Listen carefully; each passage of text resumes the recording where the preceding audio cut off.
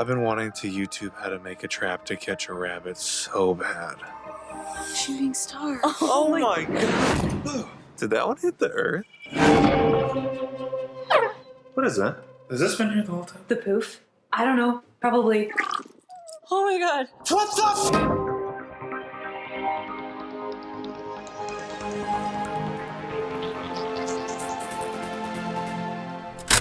Save Yourselves is a 2020 comedy about a couple retreating off to the wilderness away from their lives, jobs, and reliance on tech, which to us is overwhelming and exhausting.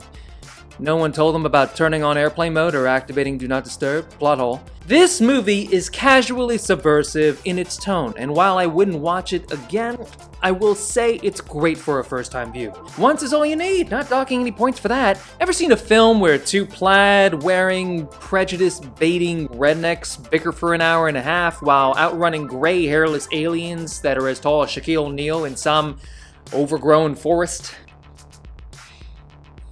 Not really? Kinda. Oh, they were side characters. Well, Save Yourselves is the opposite of those guys. Originally, seeing two shotgun-toting manly men freaking out was hilarious, except that's all we saw in Hollywood. They were manly men! This time you got two floundering, entitled, responsibility-avoiding, politically correct, vegan-leaning millennials with access to what I'd call an Airbnb plus location. Those are expensive. They got this off a friend for free, doing their damnedest to avoid any item made by Google, Apple, or Microsoft to reconnect with life and each other. Except as the trailer footage shows, they encounter a sudden emergence of puff-like balls and things happen. Plus they freak out. Comedy bonus. Movies where people act scared only work well if the characters are well written.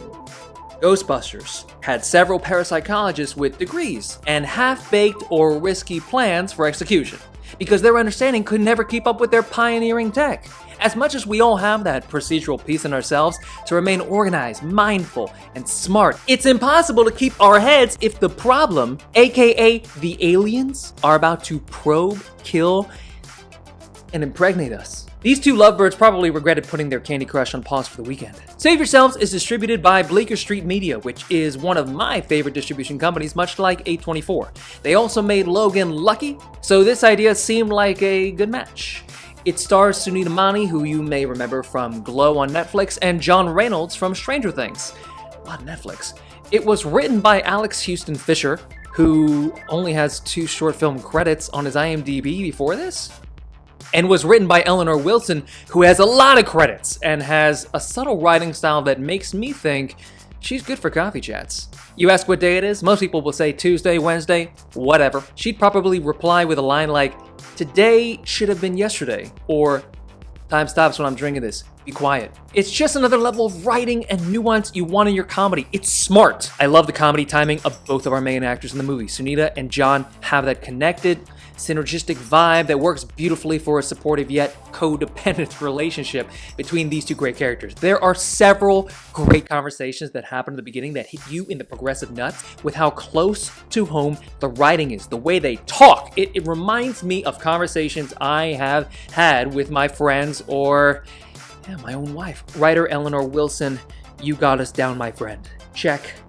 and mate. When they head out to what looks like northern New York in some cabin with a small pond and canoe, it's lit like a scene out of The Great Gatsby. It all feels like paradise.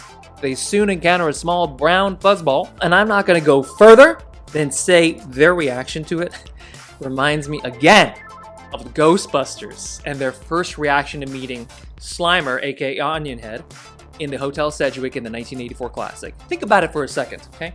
This is inherently funny to us, but it's funnier because their reactions are founded out of social justice-laden mindsets.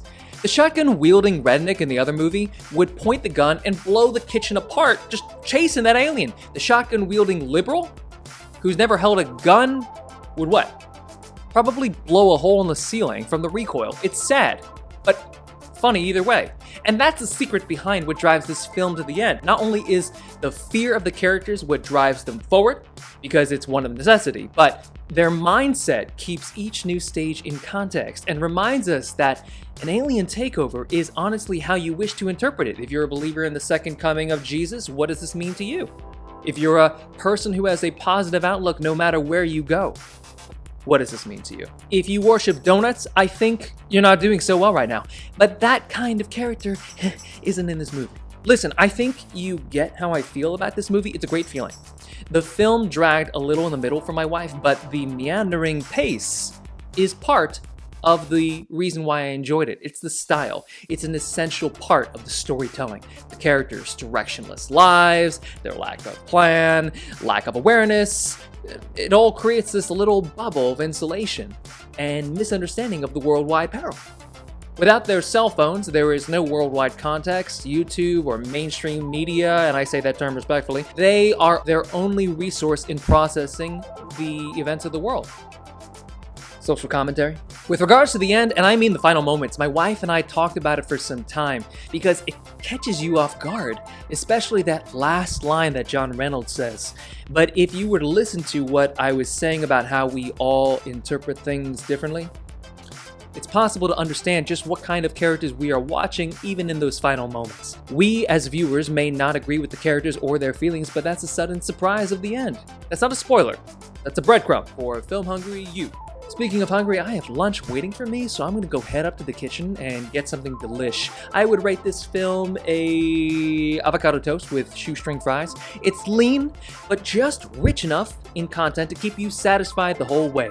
And the casually subversive setup is really great for anyone looking for a comedy that reminds them less of Anchorman and a little more of Napoleon Dynamite meets Ghostbusters. Hey guys, if you saw Save Yourselves or are in the midst of watching it, leave a comment below and let me know what you think of the show and what you thought of this review. If you haven't seen Save Yourselves, you can go down to the description below and check out the links to see where you can find it.